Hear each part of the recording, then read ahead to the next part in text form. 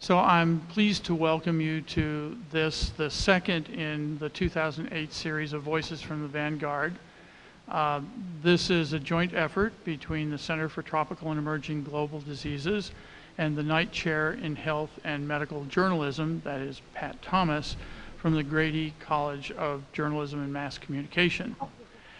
And as you know, this series is designed to bring together people with a variety of interests in global health from across the breadth of UGA's campus and beyond.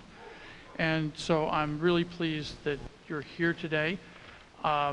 Before I introduce Dr. Garnet Stokes, the Dean of the Franklin College of Arts and Sciences, who will introduce Dr. Kim, I just want to put in a plug. We have two more of these lectures. One is on March 18th, and that's Dr. Frank Richards from the Carter Center. And on April 15th, Annie DeGroat from Brown University and Epivax. And so if you haven't all decided to go to the field by then, after you hear today's speaker, we would like to have you back for those two lectures as well. One other announcement, and that is that, as usual, there is a reception in Demosthenian Hall right next door following the lecture. So I hope you will join us there. Now, without further advertising, I'm pleased to ask Dean Stokes to introduce today's speaker.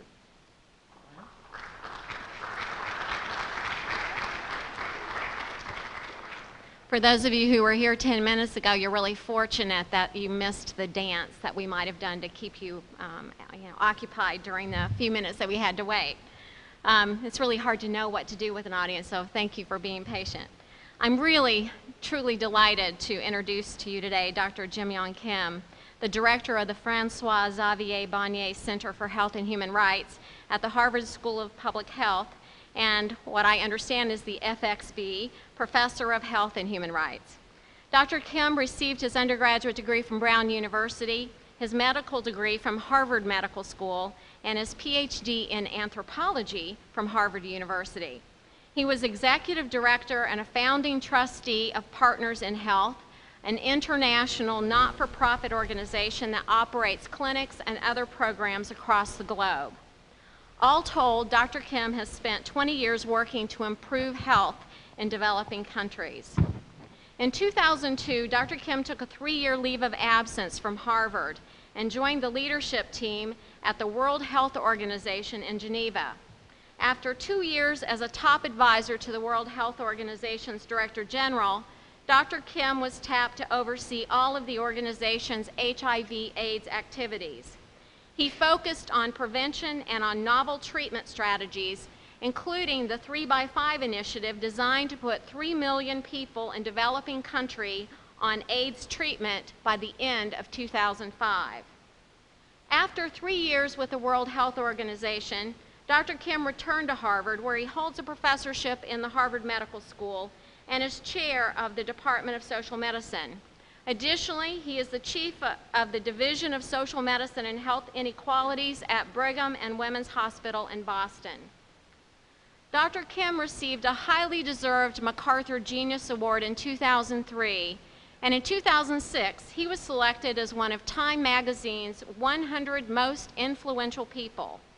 Today, we are very fortunate to have Dr. Kim share with us how his clinical experience in developing countries and administrative responsibilities at the World Health Organization led him to think differently about solving our public health problems. Please join me in giving our warmest University of Georgia welcome to Dr. Kim. Thank you very much. Thank you. Thank you.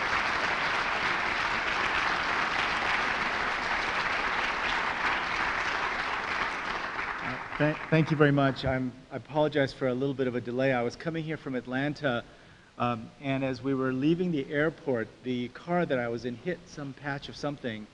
The tire blew out, and we were sitting in the middle of the highway for about 30 minutes waiting for someone else to come along. But someone did, and I'm here, and it's great to be here. I'm going to try to give you a sense of what I think is really happening in global health. Global health is now one of the most popular areas, At Harvard Medical School, every year we have about 150 first-year students, and I have the great privilege of teaching them literally almost the first day they arrive at the medical school. And for the last 2 years, out of the 150 medical students, at least a third of them have told me that they want to make a career out of global health. You know, it's not surprising. The two richest men in the world, Bill Gates and Warren Buffett, have put almost all their money into global health. And it's a very popular, exciting topic. So let me give you a sense of where I think we are in terms of global health, what all the excitement is all about, but also my own sense of what the problems are that we still face. You know, the basic issue is that 10 million people, at least 10 million people, and some people quote much higher figures, die every year needlessly and from diseases for which we either have good vaccines that can prevent those diseases or good treatments to keep people alive. So 10 million deaths a year is really what we're talking about. This is a map that looks at particular countries from the perspective of how much of a particular problem they have. In this case, it's HIV. You can see that there's still quite a bit in North America. You can't see that very well. But then it's sub-Saharan Africa that really is facing the largest burden. India also, as you can see, has quite a significant problem. If you think about malaria, the United States almost disappears. Now, where I just flew in from Boston, there's a place called the Fenway, where Fenway Park and the Boston Red Sox play. That used to be a swamp, and there used to be quite a bit of malaria in the early 1900s right in that area. One of the reasons they drained the swamp and built Fenway Park was as an effort to get rid of malaria. The Ohio River Valley used to be an endemic area for malaria, but look at what's happened now. The only thing that's kind of merciful about this map from my personal perspective is that down here, if you go back, this is Lesotho, the country that I just came from last week that has the third highest rate of HIV in the world. And if you look at this map, Lesotho, the only good thing is it's a little bit higher elevation, so there's no malaria. But you can see how bad malaria is. Malaria is almost strictly an African problem. If you then look at public health spending, all of Africa almost disappears. The only state that you can see a little bit is really South Africa. What about private health spending? This is something that is going to be an issue in this presidential election. Public health spending, private health spending. Public, private. Physicians working. Once again, Africa just about disappears. And again, the only place you can see is South Africa. I was just reading today, the Minister of Health of South Africa is a very, what should I say, a very colorful person who refused to get on board with our effort to treat more people living with HIV/AIDS, and said things for a time like,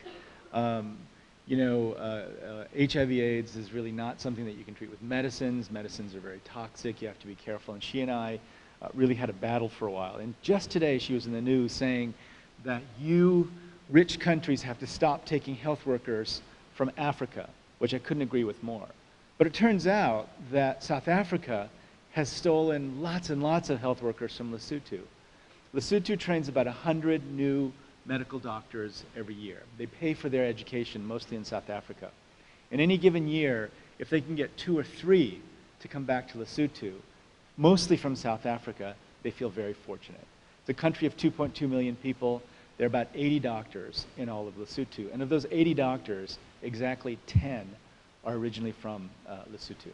So the human resources problem is also just staggering. You know, all the work that we're doing to try to bring better healthcare services, how do you do it with a picture like that? So let me tell you a couple of stories. And